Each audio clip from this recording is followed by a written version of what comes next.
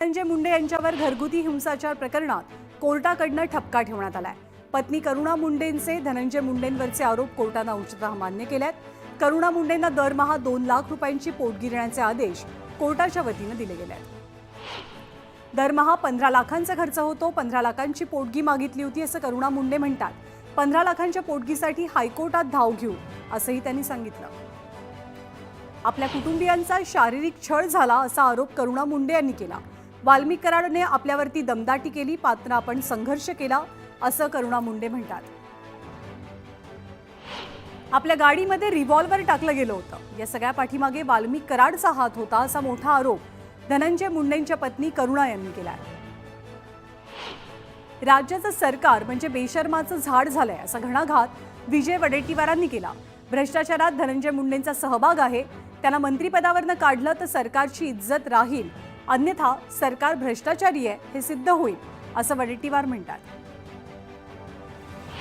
योजना लाडक्या बहिणींसाठी नव्हती तर सत्तेसाठी होती हे स्पष्ट झालंय असं म्हणत बच्चू कडूंनीही सरकारवरती निशाणा साधला।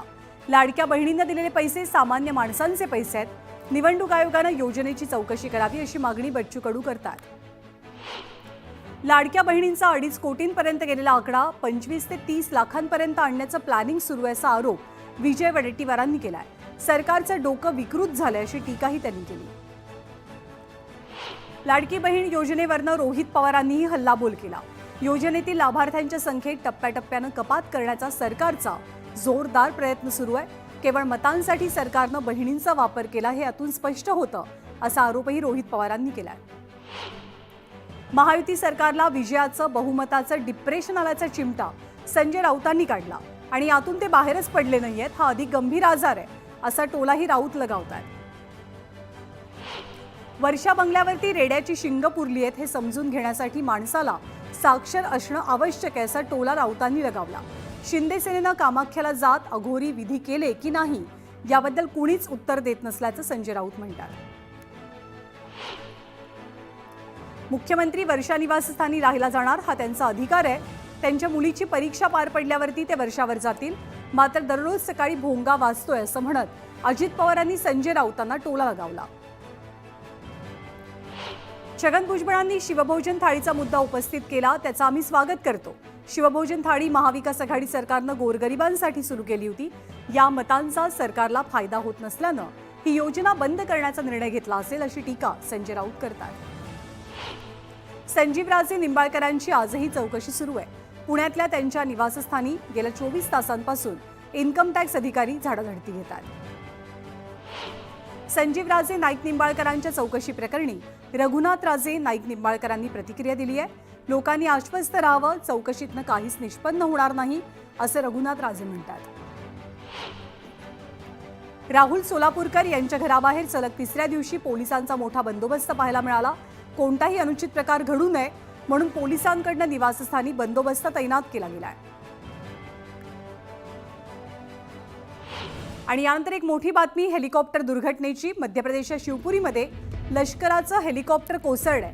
या हेलिकॉप्टरमधला पायलट जखमी झाल्याची माहिती मिळते। ही घटना घडलेली आहे मध्य प्रदेशमध्ये। मध्य प्रदेशच्या शिवपुरीमध्ये लष्कराचं एक हेलिकॉप्टर कोसळलं। दुर्घटनाग्रस्त या हेलिकॉप्टरमधला पायलट सध्या जखमी असल्याची माहिती मिळते।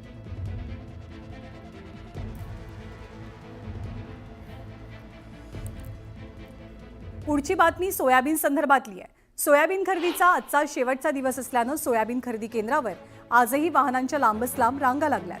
खरेदी केंद्रांना मुदतवाढ देण्याची मागणी लातूर जिल्ह्यातल्या शेतकऱ्यांची आहे। सरकारनं निवडणुकीदरम्यान सोयाबीनला 6,000 रुपयांचा भाव देण्याचं आश्वासन दिलं होतं। आता हे आश्वासन फडणवीसांनी पाळावं असं बच्चू कडूंनी म्हटलंय।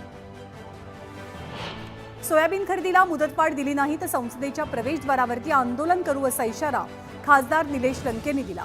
8 दिवसांच्या मुदतवाढीनं काहीही होणार नाही, शेतकरी सुखी राहिला तर देश सुखी असेल असं निलेश लंके म्हणतात। अमरावतीमधील शेतकऱ्यांच्या प्रश्नावरती उबाठाचे कार्यकर्ते आक्रमक झाले। मंत्री दादा भुसेंच्या ताफ्यावरती कापूस, सोयाबीन आणि तूर फेकून जोरदार आंदोलन केलं गेलं। जिल्हाधिकारी कार्यालयामध्ये ठिय्या मांडत घोषणाबाजी झाली। छत्रपती संभाजीनगरच्या सोयगाव तालुक्यातील घोडकुंड इथल्या पाणी टंचाईवरनं महिला आक्रमक झाल्या। पंचायत समिती आणि तहसील कार्यालयावरती हंडा मोर्चा काढत शेकडो महिलांनी ठिय्या आंदोलन केलं। महावितरणच्या गलथान कारभाराविरोधात बीडमधले शेतकरी आक्रमक झाले। खांडे पारगाव परिसरातील 7 गावात वीज पुरवठा सुरळीत होत नसल्यानं शेतकऱ्यांनी तसंच महिलांनी महावितरणच्या कार्यालयामध्ये ठिय्या मांडला। गोंदियातील सालेकसा तालुक्याला जोडणारा मुख्य मार्ग साखरी टोला ते सालेकसा या मार्गाची दयनीय अवस्था झाली आहे। वाघ नदीवरचा पूलही धोकादायक अवस्थेत आहे, त्यामुळे मार्गाची तातडीने दुरुस्ती करावी अशी मागणी विद्यार्थ्यांसह ग्रामस्थांनी केली आहे। अभिनेता विकी कौशलनं घृष्णेश्वर ज्योतिर्लिंगाचं दर्शन घेतलं। वेरूळ इथल्या घृष्णेश्वर ज्योतिर्लिंगावरती त्यानं अभिषेक केला। मावळमध्ये मुख्यमंत्री देवेंद्र फडणवीसांच्या हस्ते विविध विकास कामांचं भूमिपूजन केलं गेलं।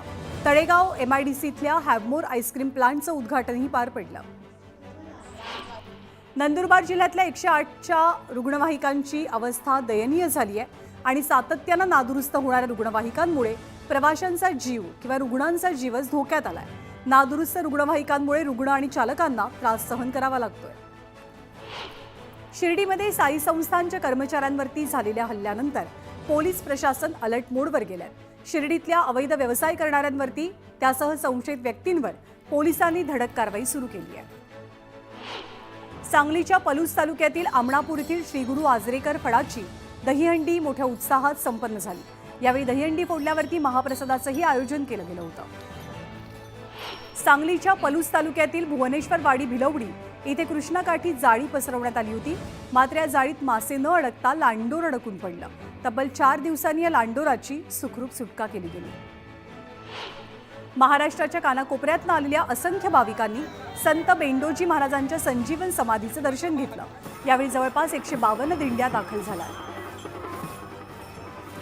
नांदेड जिल्ह्यातील हिमायतनगर तालुक्यातील शिवारात विजेचा शॉक लागल्यामुळे बिबट्या मृत्युमुखी पडला। झाडावरील वानराच्या शिकारीनंतर खाली उतरताना विजेच्या तारांचा स्पर्श झाल्यामुळे बिबट्याला शॉक लागला। सांगली जिल्ह्यातील बड्या राजकीय नेत्यांशी संबंधित असलेल्या 5 सूतगिरण्यांवरती जिल्हा मध्यवर्ती सहकारी बँकेनं थकीत कर्ज वसुलीसाठी पुन्हा एकदा कारवाईचा बडगा उगारला। या सूतगिरण्यांची मालमत्ता विक्री करण्यासाठी बँकेनं 20 फेब्रुवारीपर्यंत निविदा मागवल्या। वाशिम जिल्ह्यामध्ये रब्बी ज्वारी पेरणीमध्ये 26% घट झाली आहे। गेल्या वर्षी 1996 हेक्टरवरती पेरणी झाली होती, मात्र यंदा केवळ 892 हेक्टर क्षेत्रावरतीच ही पेरणी झाली आहे। अकोला जिल्ह्यातील मूर्तिजापूर शहर घाणीच्या साम्राज्यात अडकलंय। शहरात ठिकठिकाणी कचऱ्याचे ढीग दिसतात आणि स्वच्छतेकडे दुर्लक्ष होत असल्याचा आरोप होतोय। सिंधुदुर्गातल्या बदलत्या हवामानाचा फटका काजू पिकाला बसलाय। काजूच्या झाडाला मोहोर आणि फळधारणा होण्याची प्रक्रिया सुरू असताना काजूचा मोहोर कुजलाय, तर काही भागात काजू पिकावरती मर रोगाचा प्रादुर्भाव झालाय। साताऱ्याचे जिल्हाधिकारी संतोष पाटील यांनी पाटण तालुक्यातल्या मान्याची वाडी गावाला भेट दिली। यावेळी त्यांची बैलगाडीतनं मिरवणूक काढत जंगी स्वागत करण्यात आलं। कल्याणमधल्या लक्ष्मी मार्केट परिसरात धक्कादायक घटना समोर आली। बैलासाठी मक्याची सालं घेण्यासाठी आलेल्या 50 वर्षीय शेतकऱ्यावर प्राणघातक हल्ला झाला। यामध्ये शेतकरी गंभीरत्या जखमी झालाय, त्याच्यावर रुग्णालयात उपचार सुरू आहेत। लसणाच्या दरात मोठी घसरण झाली आहे। मुंबई कृषी उत्पन्न बाजारपेठेमध्ये दररोज 10 गाड्यांमध्ये 2000 पोत्यांची आवक होते। यात चांगल्या दर्जाच्या लसणाला 100 रुपयांचा भाव मिळालाय। राहुल सोलापूरकरांनी शिवरायांबाबत केलेल्या वक्तव्याचे मालेगावात पडसाद उमटलेत। संतप्त शिवप्रेमींनी रस्त्यावरती उतरत सोलापूरकरांच्या प्रतिमेला जोडे मारो आंदोलन केलं। नाशिकच्या सातपूर परिसरात पुन्हा एकदा बिबट्याची दहशत पसरली आहे। एका बंगल्यात बिबट्या शिरल्याचा सुगावा लागताच कुत्र्यानं बिबट्यावरती भुंकायला सुरुवात केली आणि घरातल्या लोकांचे प्राण वाचवले। लासलगाव बाजार समितीमध्ये कांद्याच्या भावात चांगलीच वाढ झाली आहे। कांद्याला 2700 ते 2400चा दर मिळालाय। चांगला दर मिळाल्यामुळे शेतकऱ्यांमध्ये समाधानाचं वातावरण आहे। संभाजी भिडेंच्या शिवप्रतिष्ठान हिंदुस्थानतर्फे 7 ते 11 फेब्रुवारी दरम्यान उमरठ ते किल्ले रायगड अशी पदयात्रा आयोजित केली गेली आहे। यावेळी संभाजी भिडे मार्गदर्शन करणार असून यामध्ये 50,000 धारकऱ्यांचा सहभाग असेल। हिंगोलीच्या औंढा नागनाथ मंदिरात महाशिवरात्र उत्सवाची तयारी सुरू झाली आहे। शिवरात्रीनिमित्त रथोत्सव साजरा होतोय। त्यानिमित्तानं नागनाथाच्या रथाची पूजा करत मंदिराला प्रदक्षिणा घातली गेली।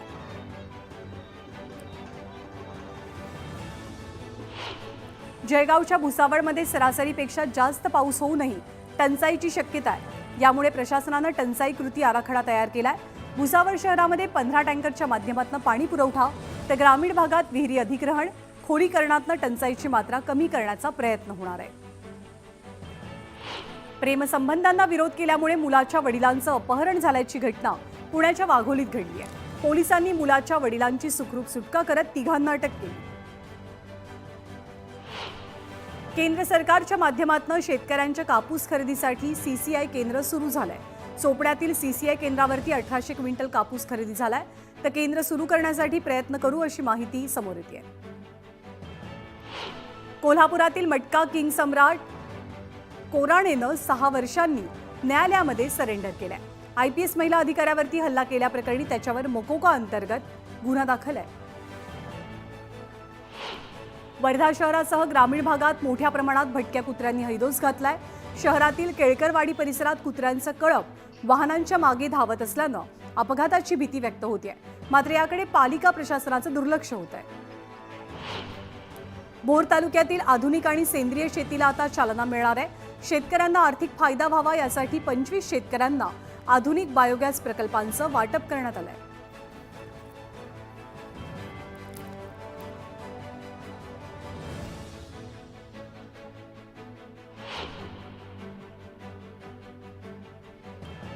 नाशिकमधील 8 बांगलादेशी नागरिकांना पोलिसांनी ताब्यात घेतलं। यात 8 पैकी 3 बांगलादेशींकडे ओळखपत्र सापडलंय। नाशिक पोलिसांच्या पथकानं 4 दिवस लेबर बनून राहत हे नागरिक बांगलादेशी असल्याची ओळख पटवली। माघी गणेशोत्सवातील सार्वजनिक आणि घरगुती गणपतींचं 5 दिवसांनी विसर्जन झालं। शाडूच्या मातीनं बनवलेल्या मूर्तींचं ठिकठिकाणी इको फ्रेंडली विसर्जन पार पडलं। गोखले आणि कर्नाक पूल हे पालिका पावसाळ्याआधी वाहतुकीसाठी खुले करणार आहे। बेलासिस पुलाचं काम नियोजित कालावधीपूर्वी पूर्ण करून 2025च्या अखेरपर्यंत हा पूल खुला करण्याचा प्रयत्न असेल। नॅशनल हायवेवरनं नेहमी प्रवास करत असाल तर तुम्हाला सरकार लवकरच मोठी भेट देऊ शकतं। सरकार वार्षिक टोल पास आणण्याची तयारीत आहे। या पाससाठी तुम्हाला 3000 रुपये मोजावे लागतील। धुळीवर नियंत्रणासाठी पालिका आयुक्तांनी रस्ते खोदकामाला मनाई केली आहे, मात्र तरीही विनापरवाना रस्त्यांवरती खोदकाम करणाऱ्या नागरिकांवर आणि आस्थापनांवरती पालिकेनं कारवाईचा बडगा उगारलाय आणि वर्षभरात तब्बल 8 कोटी रुपये दंडाच्या रूपात वसूल केलाय। शहर सुरक्षेच्या दृष्टीनं महापालिकेनं 125 कोटींपेक्षा अधिक रक्कम खर्च करून 1,500 वरती सीसीटीव्ही कॅमेरे बसवण्याचं काम सुरू केलंय। मात्र कार्यादेश देऊन 3 वर्ष होत आली तरी यातील 100 पेक्षा अधिक सीसीटीव्ही कॅमेरे अद्याप बसवले गेलेच नाहीयेत। वाहतूक कोंडी आणि फुटपाथवरती जागोजागी ठाण मांडून बसणारे फेरीवाले आणि अतिक्रमण यामुळे मुंबईकरांना चालण्यासाठी फुटपाथ शिल्लक नाहीयेत। त्यामुळे पालिकेनं आता मुंबईकरांसाठी युनिव्हर्सल पदपथ धोरण आणलंय, तर आधीच्या पेडेस्ट्रियन फर्स्ट बाबत मात्र प्रश्नचिन्ह कायम आहे। अर्थमंत्रालयानं आपल्या अधिकाऱ्यांना ChatGPT आणि DeepSeek यासह कोणतेही AI टूल वापरण्यास अथवा ॲप डाउनलोड करण्यास बंदी घातली आहे। AI टूलमध्ये वित्तीय दस्तावेजांची गोपनीयता धोक्यात येण्याची शक्यता आहे। पालिकेच्या भाभा रुग्णालयात सुपर स्पेशालिटी सुविधा उपलब्ध होणार असून सर्वसामान्य रुग्णांना इतर रुग्णालयात जाण्याची आवश्यकता नसेल, असं प्रतिपादन पालकमंत्री आशिष शेलार यांनी केलं आहे।